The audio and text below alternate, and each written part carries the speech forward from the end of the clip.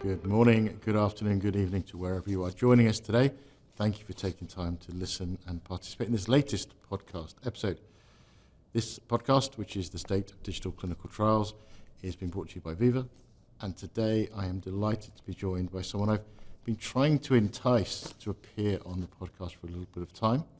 And I'm delighted that today she is joining me. So Emma, thank you very much. Thank you, Richard. I'm delighted that you're able to join us here in Boston, here at the Veeva Summit. So It's very fortuitous to have this chance to sit down. Before we go any further, there may be some people who know you less well than I do, and you've just told me that your job title has changed.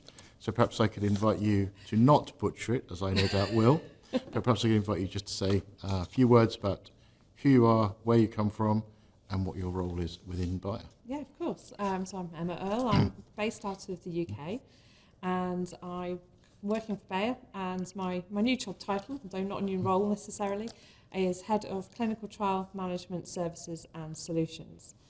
So within my team, we look at the clinical trial technologies, and within that as well, we obviously have got a large focus on our Vault Clinical implementations and the projects that go with that as well. Perfect.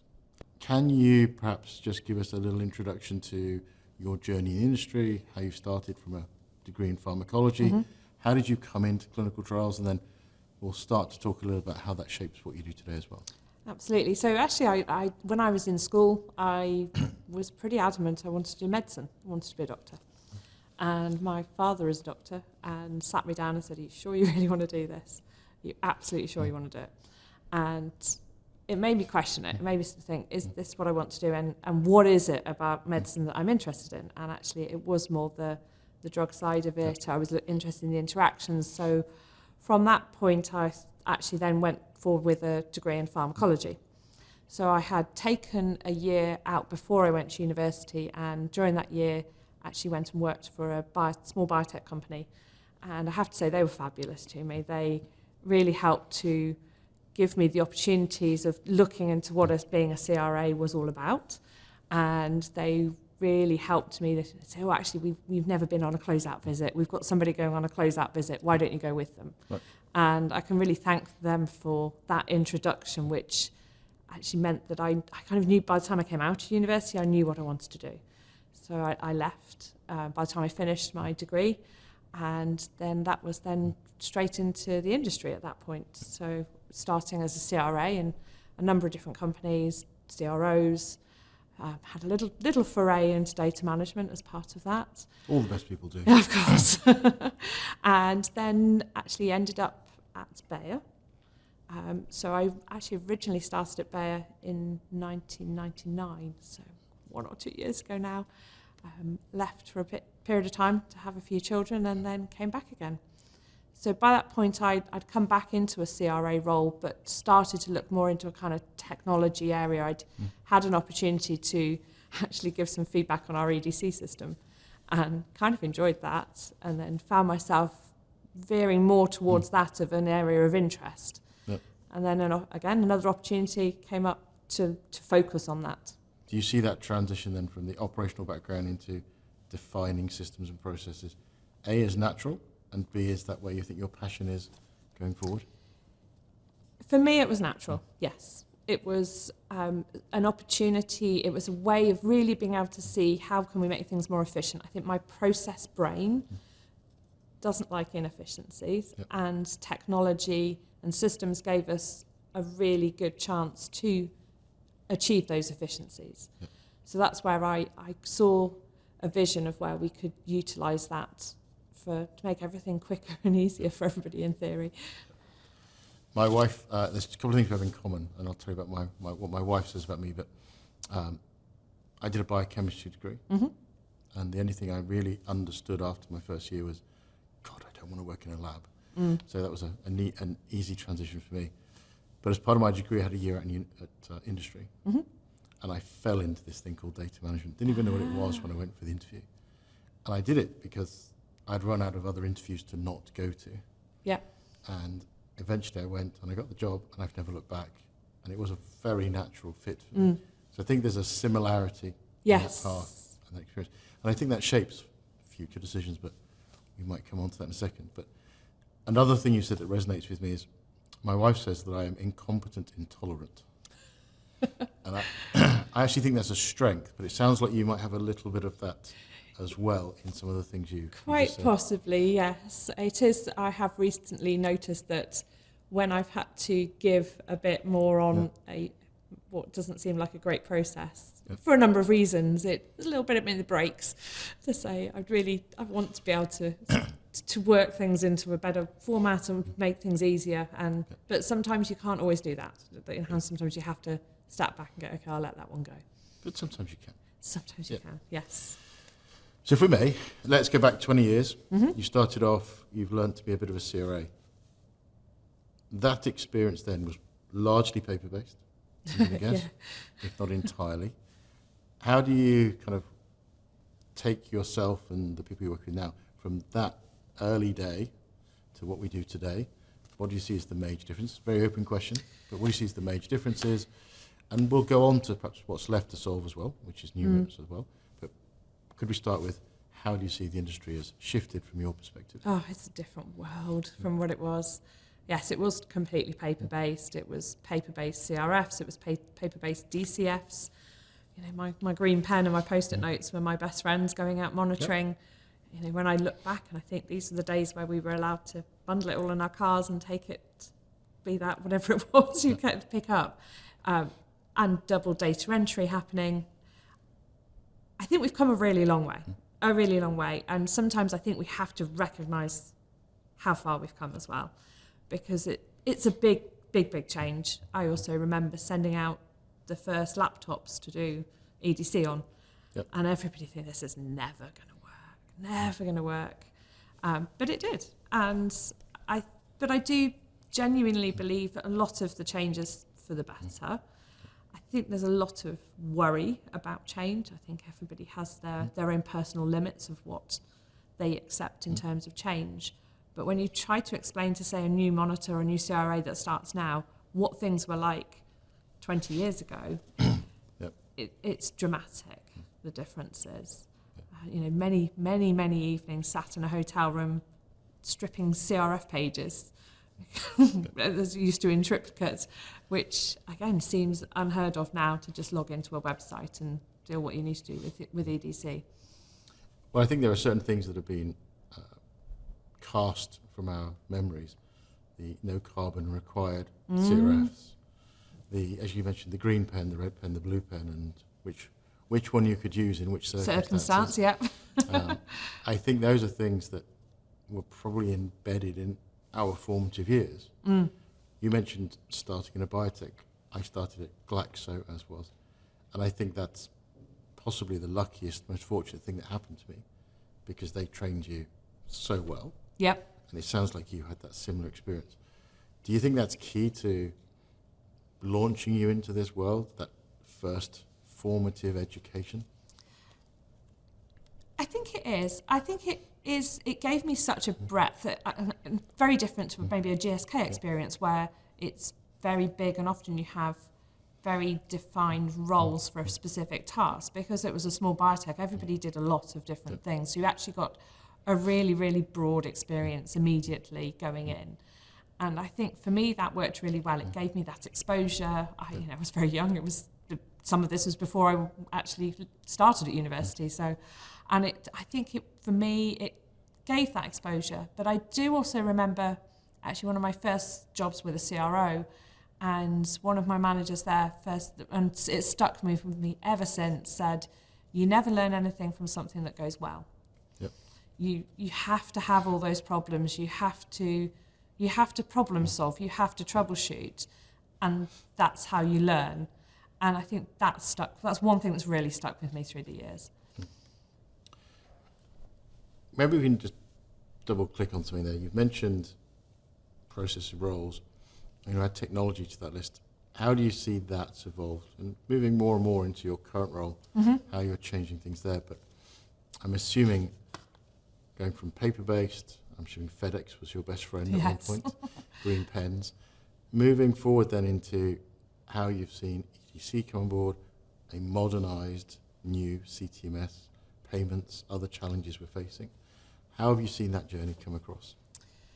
It's given visibility and it's given transparency, and it's also enabled us to look across studies. When you're working in a paper-based world and a very narrow world, you really haven't got the ability to learn across studies. It's very single study focused. And by having that technology and the visibility, that transparency, you can then start to see and look how things are working across. And I think that's really powerful, because I think that's where you learn. That's where you can start to see, okay, we're seeing this trend across things. You can start to see how are we doing, what are metrics looking like, and it opens up another world of information and data that you can actually assess the whole performance across everything.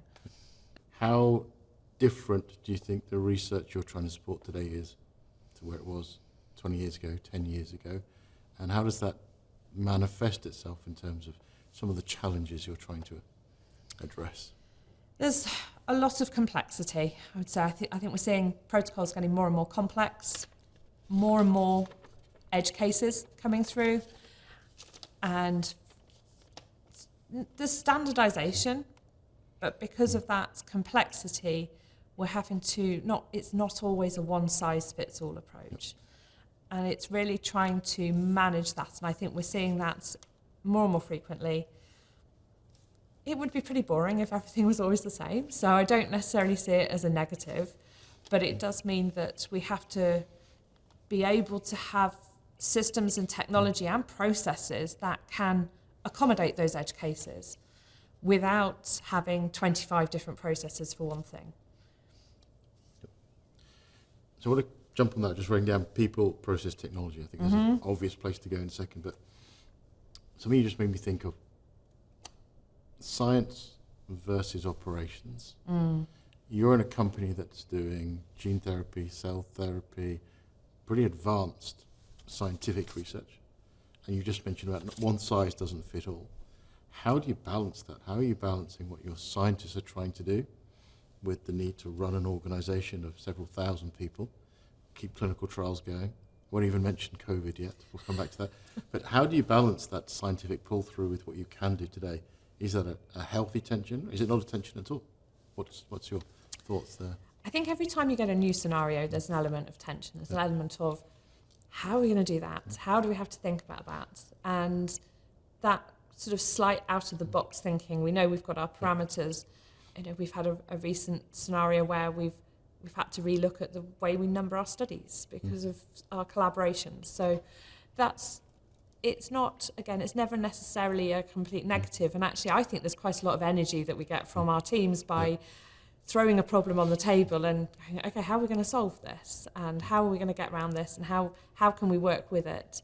So I think initially there can be resistance to it in terms of, oh, this is different, it doesn't fit the mould. But usually the energy that everybody gets from that problem-solving exercise and coming out the other side, there's not a lot we can't figure out. So let's come back to the inevitable then, people, process, technology. Do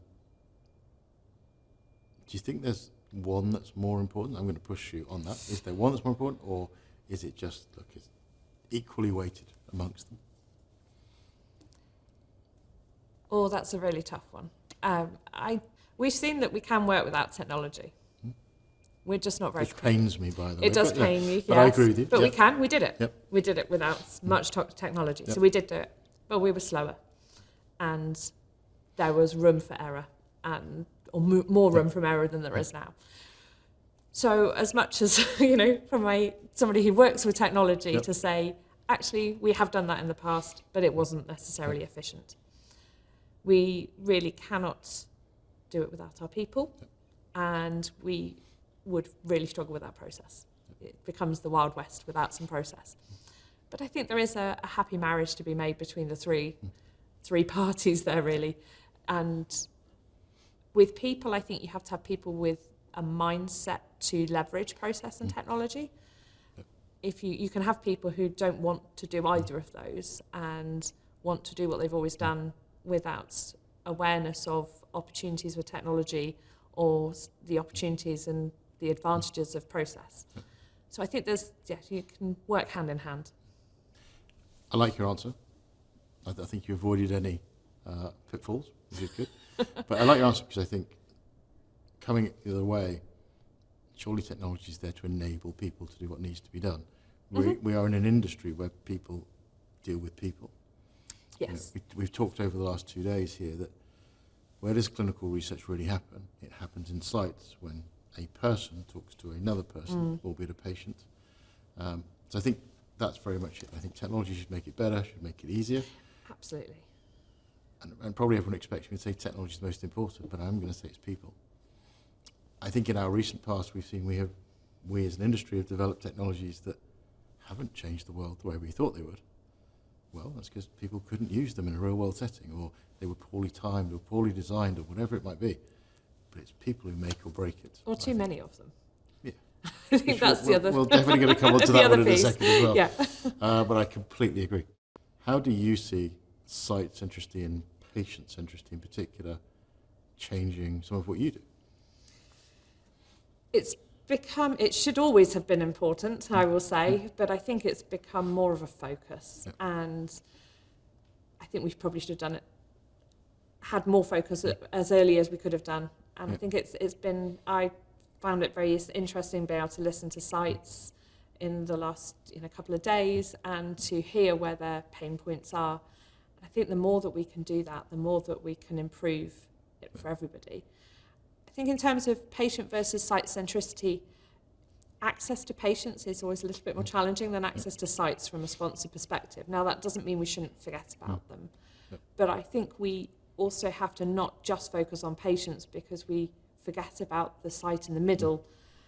And when you come back to the concept of people talking to people, actually, if we've got a very unhappy site, that is going to be projected onto a patient, which is not going to improve their experience of a clinical trial, and it's a bit of a catalyst then to discourage people from participating. I think, again, I love your answer because I feel like as an industry over time I'll say disproportionately prioritised one set of users. Mm-hmm. I don't want that to be heard as I'm saying we did it wrong. I'm just saying I think we focused on sites and then we focused on patients. And actually, as soon as you focus on one, you let someone else down. Yeah. And I think this is where a balancing act needs to go on, and just a reweighting. I like to think of it as we're solving a Rubik's Cube, because the truth is you have to solve all 6 sides. Mm-hmm. And therefore, I do think that's incredibly important today. Now, shifting a little bit, because I want to come back to sites, but at the end of the day, you're talking to a data manager. So let me ask you this. Continuing that idea of people, process, technology, and solving problems, how does data management make your life easier? How do they make it more difficult? And maybe vice versa as well, from clinical ops through to data management. What do you see as the challenges and opportunities there? I think there are a lot of opportunities, and I think that we can leverage the areas of expertise. I think one area where it has become maybe a little blurred is with the term monitoring. Yep. Historically, monitoring in many people's heads has been something that is done by a clinical operations site management organisation, and it's CRAs going out to sites monitoring the data. And I think industry-wise, we've seen over the years that that's not the case anymore. Monitoring has got a much more broader term, broader concept, and I think it's taken us a while for each party to really understand what their role is in monitoring. And I think from a terminology perspective, there's still some confusion that creeps in. The immediate default is monitoring is one set of people, and it's not it. There's a lot of people looking at that data. We've all got a part to play in that, and how can we best move forward? So I think it is a case of the industry movement that has probably added some complexity there in and around the two groups working together. Let me see if you agree with this. You may or may not. You're very welcome to disagree, but I actually think first generation EDC hindered this development quite a lot. Because when first generation EDC came out, the first operating model conversation I heard was, well, that's the end of data management, and then there's this thing called risk-based monitoring. And actually what I think, when people read risk-based monitoring, what they actually heard was source data verification. And then everything else became lost in terms of that conversation. And I think we then vacillated back and said, but we don't need monitors now because data managers are doing more and more. And actually the truth is, data managers like me are data managers for a reason. Monitors are monitors for a reason. We need both skill sets. And actually very few data managers were born to be a monitor and vice versa. So I think that separation was kind of resisted, but actually I think it works. And it works because you're letting people do what they're best at. I think it works as long as everybody's aware of what their part to play is. Yep. And I think that's when you can kind of creep into some confusion where if everybody's trying to do everything, then you're not being efficient and you're doubling up on work. So as long as we've got kind of clear definitions of who's playing which role, as it were, then I think that's how we can, they do work hand in hand. What about sites? You have long spoken and supported the need to do the right thing by sites and then ultimately through patients. You've been a very positively outspoken contributor to some of our site strategies. So perhaps you could share a little bit of thinking with our audience on that and then perhaps reflect on how you can help sites more and how they can help you more. Long list of ways you could take that question. Yes, there absolutely are. We have to understand, and I think one of the pieces is being able to take advantage of understanding the problem points and not making an assumption that we know. Yep. So for me to start with is taking the opportunity at events with sites to really understand what their pain points are. And only with that, I think we can start to walk a mile in their shoes and see how we can work together. Ultimately, I'm sure that every site would love us to pay them $1 million $1 million euros every week, but we're also working within some constraints and as well. So how can we be creative? How can we maybe solve some of the smaller problems that have a big impact and to work together? I think but I also feel that understanding has to work on both sides. We've had some really interesting forums with sites, with sponsors, with CROs, where it's been a bit eye-opening. I don't think everybody fully appreciated anybody else's perspective on it. It was, everybody was living within their own kind of bubbles, and the more we can do that, the more we can exchange, we can get to a point where I think both sides can make adjustments. I don't think it's just necessarily sites have to adjust to us, and I don't think it should be us 100% adjusting to sites, because we have got constraints, we have got regulations that we need to consider as well. Thank you for all the things you've shared so far. Let me switch a little bit back to your role and how that's changing. And I don't want to ask you to step over any confidentiality or anything that you shouldn't, but if I think about the work you're doing today, are there priorities that you can talk about that are perhaps driving your energies? Being able to streamline our system landscape is I would say for my team at the moment, is really our key priority. So making sure that we are putting our energy into technology that can support us, hopefully minimise the energy that we have to put into integrations, leveraging platform features where we can. I think that I'm hoping will have a knock-on consequence all round. We do take advantage of any implementation projects to revisit processes. So we do always look. I definitely don't really want to be lifting and shifting old process unless we need to. So really to be able to take that chance to see, is this the right thing we're doing? Questioning, can we do this a better way? Can we leverage some functionality with technology? Can we rethink this? And to then just end up with a simpler landscape. So let's think about your time in the industry. Let's take a little bit look forward, and then maybe a look forward as well. You've been involved in a lot of transformational programs. You've been involved in bringing a lot of systems on board. Are there certain highlights that jump out? And if you look forward, are there things that you're looking forward to fixing? Whether that's actually, should I call it a realistic goal yet, or just something you want to put energy into trying to be part of the solution? I think going forward to to retire. Actually, I'm more interested in getting rid of some systems. So being able to turn systems off is a big achievement, and to be able to do that, I think, our final legacy CTMS, for that to go, I think that will be a big win next year, hopefully.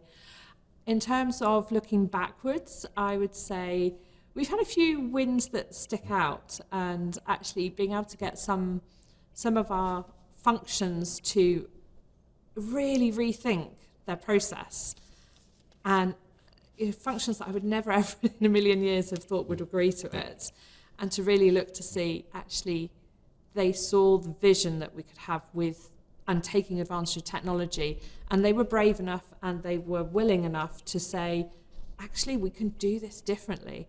And that's exciting. That's when you think, actually we're making a bit of a difference here, being able to, but it does take those people to be willing to take that step with us as well. Yeah. You've reminded, we did one of the EDC sessions AbbVie presented, and I asked them, what are just some of the things you would put as wins in the last 6 months? And Lance said, we've reduced the number of roles from 120, I think it was, to 6. It was a very significant shift. And before he even finished his sentence, about 25 people broke out into a round of applause. And I just went, that'll be the AbbVie team. But it is, I think, that the energy that comes from fixing some problems and some issues, which I do think is kind of a key piece here. We talk about it, we may not always achieve it, is we're here to fix problems, not just add a new functionality. Yeah. I think that's a big driver here that sounds like we're on the same page. Yes. Okay. So let me bring you to my final question. It's one I ask absolutely everyone. I have a feeling I know part of your answer, but if I could put you in a situation where I'm going to give you a magic wand, you can wave that wand, and maybe one thing that we've done that you just wish would disappear, be assigned to room 101 to never appear ever again, and maybe one thing that you can't do today that you really wish you could do. I have a feeling I know part of your answer for one of them, but let me put it to now I'm intrigued as to what you might be thinking. This one I struggled with a little bit, actually. I think this is a tough question. And trying to think of what I would like to get rid of. We've come a really, really, really long way, and I think that still sticks in the back of my head, that we mustn't always try and jump ahead too quickly, because I think sometimes that can be the undoing of us as well as not. But in terms of what I would like to get rid of, I'd like a very broad statement, but it's inefficiency. It's being able to get rid of some of those steps that we don't necessarily need, and that things that we've always done that we don't always need to. I think there's a lot of things that get put in place because something's happened. Yep. Often we don't have processes just because somebody dreamt them up. Often it's something's happened and it's triggered a change in a process. But it's also trying to say, well, actually, can we stop and can we really think, do we need this? So it's a very large bucket without being too specific. So I think that's a bit of, but then on the the other side, flip side of kind of a magic wand, I think if we could solve that problem with making sites happy, and if we could solve that, I think that has a huge knock-on effect on patients. It then has actually a huge knock-on effect on us and our ability to run trials quickly as well. So if we can start to kind of consolidate the problems that sites are dealing with, and I do think technology is a big one here, so I do think the number of systems they're dealing with is really tough, and it's not always things that are just in our control as well. So I think that's a piece, but I think technology is an interesting one. I was thinking about this the other day, that we've also progressed in, you think of like music technology over the years. We've gone all the way through, everybody's got a Spotify account now, it's all digital. Yet my teenagers have gone back to listening to vinyl. So there's part of me that also hopes that we don't take a big step back and suddenly miss our paper CRFs. I'm pretty sure we won't, but I think it's interesting that sometimes people want the comfort that they know and the touch and feel. So I think we have to recognise there's people and there's emotion around as well. I love the face of that. So just to reveal what I thought you were going to say. Okay. I wrote down legacy CTMS as the thing to go with, which you kind of did yeah. by the Yeah. lecture, so that's fine. But I love the way you just said that, because I am someone who still buys paper books. Mm-hmm. I will offset the damage I do to the environment by doing so happily, because I like the feel of a book. And as a bedroom DJ, I tried moving from vinyl to CDs, and I couldn't do it because it's not the same experience. There is something about taking the record out of a sleeve and playing with it and feeling the grooves. It just is. Yeah. And I think it's very interesting to watch that journey, because you look at the next generation and it's coming back to where we were. And it isn't necessarily because it's better quality, it's a better quality of experience. Yeah. And that's what excites me about that. And that's probably an amazing place to end. So look, thank you very much. I will come back to you and just offer you one final thought for our audience on anything you want to comment on. But I do just want to say, for everyone who has taken the time to listen to us, if you've enjoyed this podcast, and I hope you have, please don't forget to subscribe for this and, of course, all future episodes that will be coming along. But Emma, thank you very much. And maybe I'll give you the final word if there's anything else you would like to say to any of our audience. Just really thank you for the opportunity. It's been a great time to have a conversation. Thank you for the last few days. And yeah, I've enjoyed it. Well, safe travels home. Thank you. And thank you for coming to Boston. Thank you. Thank you.